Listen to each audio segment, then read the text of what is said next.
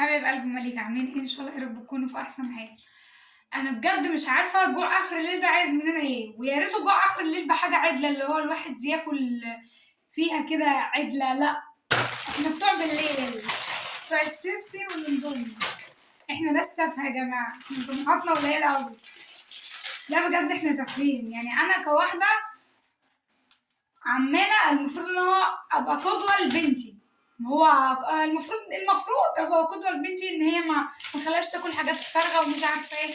انا بروح جايه داخله خمسه كده في المطبخ، اخلي بنتي قاعده مشغوله مثلا اشغل لها كرتون، واخش انا اقعد بقى مع نفسي، يا اخش الاوضه واقفل على نفس الباب، يا اقعد جوه في المطبخ واكل واطبخ.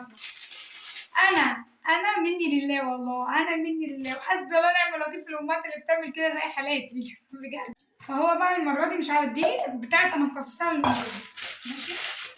ف مش عايزه اكله ومش عارفه، بعد ما كنت لسه غليت الميه كده لسه في نص غاليه، ما اعرفش، ما حبيتش ان انا اغليه، حبيت ان انا اسلقه على النار. هو ما اعرفش، هو انا دماغي جايباني كده بقى، ما انا امي فاضيه بقى ولسه راجعه من الشغل حالا، ما بقاليش نص ساعه، وانا اول مره اجرب اللي هو اندومي بالخضار، بس اللي هو خضار حراق دوت.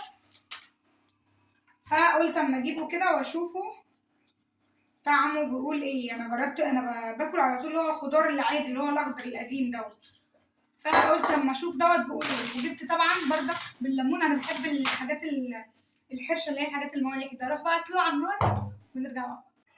فطبعا حطيته على النار عشان يستوي. كمان انا عندي قناه على اليوتيوب اسمها قناه ام مليكه، مستنياكم كلكم تخشوا فيها، بفتح لايفات على اليوتيوب بردك بقناه ام مليكه. مستنيه دعمكم معايا. وطبعا هنا كده انا كده استوى. هروح بقى اكل، نبقى نفتح لايف على اليوتيوب ان شاء الله. انا امي ظالمه والله يا جماعه.